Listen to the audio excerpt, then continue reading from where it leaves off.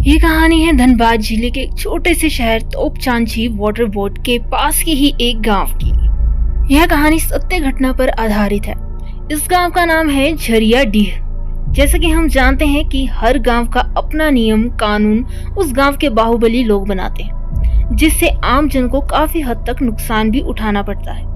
कहानी के मुख्य पात्र है उसी गांव की निचली जाति में जन्मी एक सुगिया नाम की लड़की, जिसकी उम्र थी 19 वर्ष, और मंगरू जो एक 21 वर्ष का लड़का ऊंची जाति का था।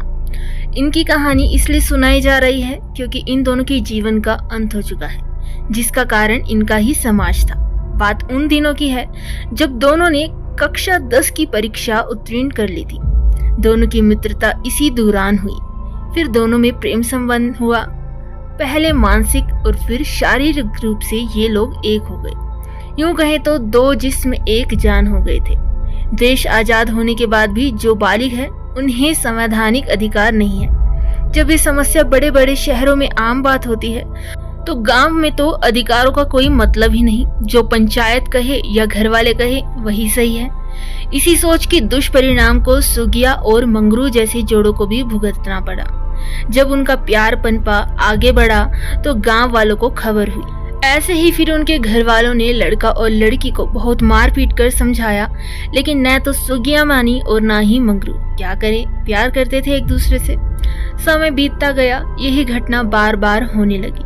वे दोनों मार खाते, ताना सुनते, पर दोनों ने जैसे एक दूसरे से विवाह करने की जिद बना ली थी। बात पंचायत तक भी पहुंची तो पंच ठहरे ऊपरी जाति के।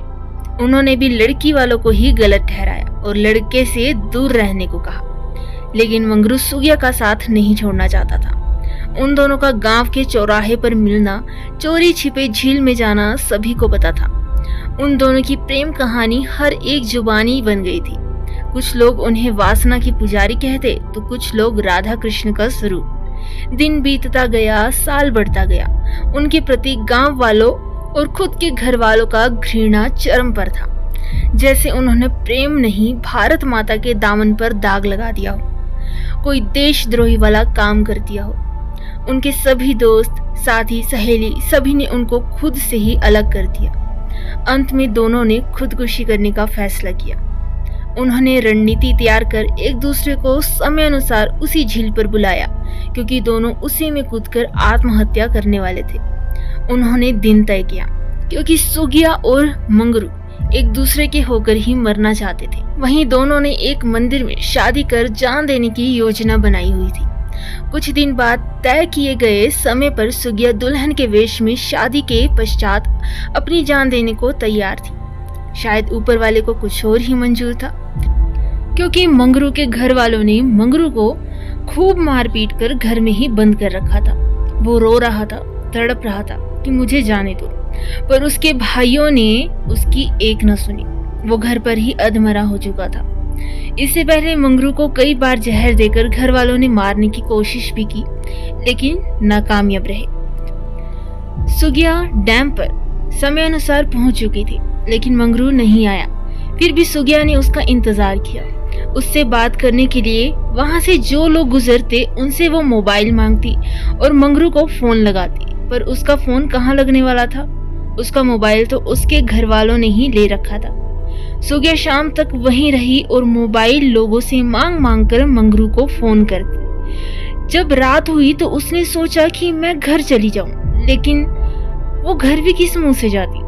किसी को घर में कहाँ कुछ फर्क पड़ने वाला था। उसने उसी जंगल में रात बिताई। फिर सुबह हुई तो जो लोग वहां से पार हो रहे थे उनसे फिर मोबाइल मांगकर मंगरू को फोन करने की कोशिश करती, लेकिन ना मंगरू आया और ना ही उसका फोन। वो पूरी तरह से टूट चुकी थी। क्या करती, सच्चा प्यार जो किया था उसने। रो रो कर बुरा हाल हो चुका था उसका। उसी दौरान उसके घर वाले दूसरों के कहने पर सुगिया को खोजने आए। तब सुगिया जंगल में ना जाने कहाँ छुप गई कि उसे कोई खोज ना पाया। सुगिया बिना खाए पिए 2 दिन से थी। अब तो उसका शरीर भी जवाब दे रहा था। फिर भी वो रास्ते में किसी अजनबी से मोबाइल मांगती और मंगरू को फोन करती, लेकिन सुगिया के प्रेमी मंगरू से उसकी बात न हो पाई। उस रात भी वह जंगल में भूखे प्यासे रही, लेकिन उसकी इस हालत पर किसी को भी तरस न आया।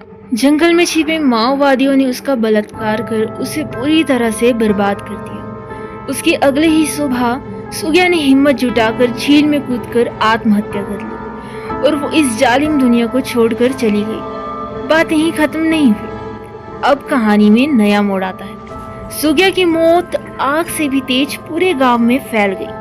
थोड़ी देर से ही सही, पर मंगरू को भी इस बात का पता चला तो पहले से भी वो अधमरा हो गया।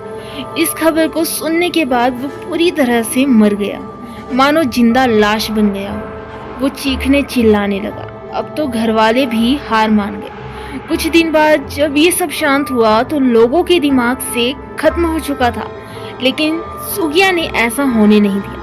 लगभग 7 दिन बाद उस रास्ते में जो भी जाते तो उसे सुगिया की आवाज सुनाई देती। ओ भैया, जरा मोबाइल दीजिए ना, एक नंबर पर कॉल करना है। लेकिन वहाँ कोई भी उस लड़की को देख नहीं पाता, केवल उसकी आवाज सुनाई देती थी। इस बात की पुष्टि वहाँ के गांव वालों ने की।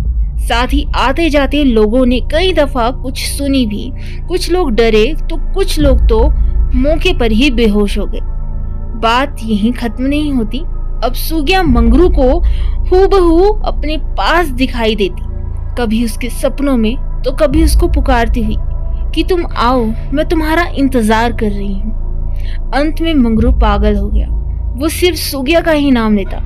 अभी मंगरू रांची के पागल खाने में भर्ती है। फिलहाल उसका इलाज चल रहा है, पर शायद अब वो जीना नहीं चाहता। अभी भी वो बस एक ही वाक्य बोलता है और रोता है कि सुगिया, मैं आ रहा हूँ। फिर वो चीखता है, चिल्लाता है। मंगरू के इलाज में विज्ञान भी फेल हो गया। उसके झाड़ फूक भी हुए, लेकिन वो ठीक नहीं हुआ। आज के जमाने में भी ऐसी घटनाओं का होना युवा पीढ़ी को भी तोड़ देता है। जहाँ इस सृष्टि के निर्माण का आधार भी प्रेम है, तो क्या हक बनता है किसी को झूठे शान के लिए सुग्रा और मंगरू जैसे प्रेमियों की जिंदगी बर्बाद करने। इस कहानी में तो लड़की ने खुदकुशी कर ली, लेकिन भारत में न जाने कितने ऐसे प्रेमी युगल को जिंदा भी जला दिया जाता है, उन्हें जान से मार भी दिया जाता है। घर वाले उनका बहिष्कार भी करते हैं। आज का समय इतना आगे बढ़ चुका है, लेकिन फिर भी कहीं ना कहीं लोग 2 प्रेमियों को भी गलत मानते हैं। ऐसा क्यों है? कमेंट सेक्शन में अपनी राय जरूर लिखिएगा। इसी के साथ फिर मिलेंगे कोई नए वीडियो के साथ। और ऐसी कहानियां सुनने के लिए सब्सक्राइब करें हमारे चैनल SKD श्री को।